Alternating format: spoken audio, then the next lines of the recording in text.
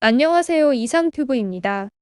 칼리드 빈 살만 사우디아라비아 국방장관과 벤 월리스 영국 국방장관이 새로운 군사협정에 서명하고 영국 주도의 템페스트 프로젝트에 사우디아라비아가 참여하게 된다고 외신들이 보도했습니다. 특히 이번 협정으로 사우디아라비아가 영국과 일본 및 이탈리아 3개국이 공동 개발하기로 합의한 GCAP에도 참여하는지에 관심이 쏠리고 있습니다. 영국과 일본 및 이탈리아 3개국이 발표한 차세대 전투기를 개발하기 위한 새로운 협정인 글로벌 컴뱃 에어 프로그램은 큰 주목을 받고 있지만 GCAP는 공통 플랫폼을 개발 생산할지 아니면 공동 기술 개발을 통해 공통의 요소를 가진 차세대 전투기와 템페스트를 따로 생산할지는 협정 당사국조차 잘 알지 못하고 있는 실정입니다. 일본 니케이 신문의 보도에서는 GCAP에 대해 일본의 차기 전투기 계획과 영국과 이탈리아가 개발 중인 템페스트 개발 계획을 통합하는 것으로 각국의 기술력을 모아 공통의 기체를 개발하여 제조한다고 보도했습니다. 일본은 이를 F2라고 부르고 영국과 이탈리아는 타이푼의 후계기로 채택할 것이라고 보도했기 때문에 GCAP는 3개국이 공통 플랫폼을 개발 생산하는 국제공동 개발 계획이라고 부를 수 있습니다. 하지만 영국 언론들은 일본 언론들과 다르게 보고 있습니다. 영국 언론은 템페스트 프로그램을 3개국 공동 개발이 아닌 3국이 공통으로 개발된 기술로 각자의 전투기를 개발하기 위한 협정이 GCAP라고 보도하고 있으며 이탈리아 정부도 3개국에서 전투기를 개발하겠다고 밝혔지만 타이푼의 후계기로 채택할 것이라고는 언급하지 않고 있습니다. 따라서 일본의 해석으로는 사우디아라비아도 GCAP에 참여하여 차세대 전투기를 공동 개발하는 것으로 풀이될 수 있지만 영국의 해석으로는 칼리드 빈 살만 사우디아라비아 국방장관과 벤 월리스 영국 국방장관이 새로운 군사협정에 서명해 영국 주도의 FCAS 프로그램을 진행하게 됐다는 보도가 나오고 있어 일본이 참여한 GCAP와는 별개의 프로그램으로 보입니다. 또한 영국 언론들이 GCAP라는 용어가 아닌 FCAS라는 용어를 사용하고 있어 방위산업 전문 매체들은 이번 합의가 GCAP에 사우디아라비아를 연결시키지는 않는 것으로 보입니다. 이어 영국 언론들은 영국이 추진하는 차세대 전투기의 접근 방식은 복잡하고 GCAP와 템페스트는 본질적으로 구별된다고 보도하고 있습니다. 즉 사우디아라비아가 참가하기로 한 차세대 전투기는 GCAP가 아닌 영국 주도의 템페스트 프로젝트라는 의미로 템페스트 프로젝트의 사우디 산업계가 수행할 역할에 대해서는 아직 알려지지 않고 있지만 사우디로부터 새로운 개발 자금을 획득한 영국의 FCAS 프로그램은 프랑스와 독일 및 스페인의 FCAS 프로그램보다 앞서갈 가능성을 보여준다고 지적하고 있어 흥미롭습니다. 이어 지난 3월 2일 영국 국방부는 FCAS 프로그램에 참여하겠다는 칼리드 빈 살만 국방장관의 성명을 부인하고 전투기 분야에서의 협력 관계를 어떻게 심화시킬지를 검토하기 위해 사우디와 제휴 내용을 조사하기 시작한다고 발표했습니다.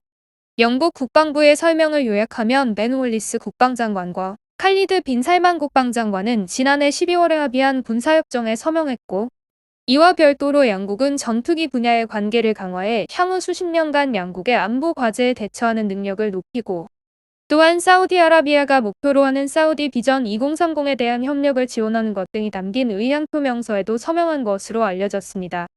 양국은 서명한 SY를 토대로 전투기 분야에 대한 협력 관계를 어떻게 심화시킬지를 검토하기 위해 실현 가능한 제휴 내용을 12개월간 조사하고 사우디 비전 2030 달성을 포함한 양국의 번영을 촉진하기 위해 더 긴밀한 산업협력을 추진할 것을 확인했다고 덧붙였습니다.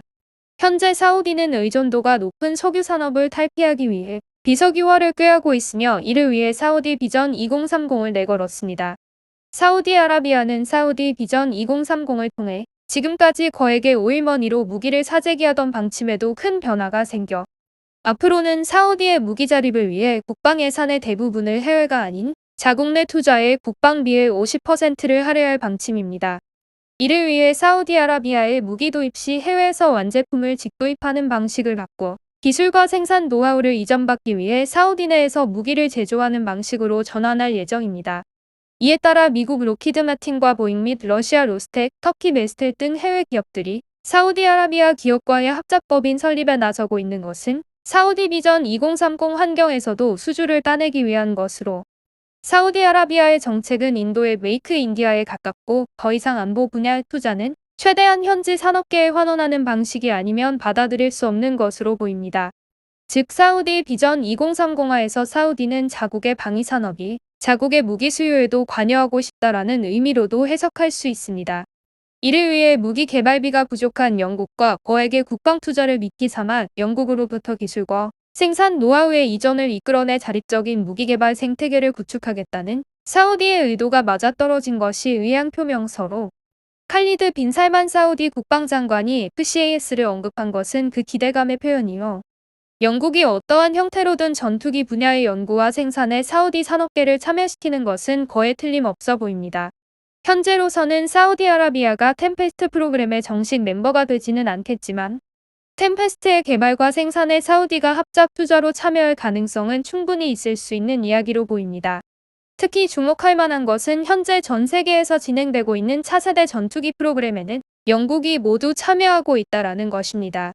우선 앞서 설명했듯 영국에서 개발 중인 템페스트 프로그램이 있으며 일본의 차세대 전투기 개발 프로그램은 영국과 공동 개발하기로 결정되었습니다. 튀르키예의 TFX 프로그램도 영국에게 전적으로 의존하고 있으며 미국의 6세대 전투기 프로그램인 NGAD에도 BAE 시스템이 참여하고 있습니다. 여기에 인도의 5세대 전투기 개발 프로그램인 AMCA에도 영국산 엔진이 탑재될 것이라고 보도되고 있습니다. 또한 독일과 프랑스 및 스페인이 개발 중인 FCAS 프로그램에도 영국이 참여하고 있습니다. 스페인의 ITP 에어로라는 기업이 엔진 제작에 참여 중인데 ITP 에어로는 영국 롤스로이스의 스페인 자회사라는 것입니다. 영국 롤스로이스의 자회사인 스페인의 ITP는 유로파이터에 탑재되는 EJ200 개발에 주도적으로 참여한 것으로 알려져 있습니다. 하지만 최근 코로나로 인해 항공산업의 불황 여파로 ITP는 불황을 겪고 있어 FCAS 사업은 매우 중요하며 때문에 ITP는 협상 초기에 유로파이터에 탑재된 EJ200을 모델로 FCAS 프로그램을 진행하자고 강력하게 주장했었습니다. 따라서 넓은 견지에서 보자면 ITP의 모 회사는 영국의 롤스로이스이므로 독일과 프랑스 및 스페인이 참여하고 있는 FCAS 프로그램에는 영국도 참여하고 있는 것이 됩니다. 현재 FCAS 엔진의 개발은 프랑스 사프란과 독일의 MTU가 합작회사 이얼미트를 설립하고 스페인의 ITP는 프라임 파트너의 지위로 영입함으로써 33대 33대 33의 분담을 약속했습니다. 어쨌든 현재는 미국이 첨단 기술에 대해 많은 제약을 가하고 있어 아마도 많은 나라들이 차선책으로 영국을 선택한 것으로 보이지만 개인적으로는 영국은 첨단 전투기의 수출을 통제하기 위한 목적이 더 큰 것으로 보입니다.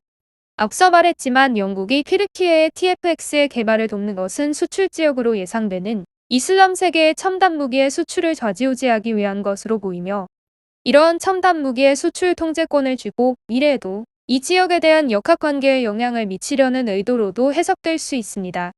과연 사우디아라비아가 영국의 차세대 전투기 개발 사업에 어떻게 참여할 것인지 주목됩니다. 이상 마치겠습니다. 이상큐브였습니다.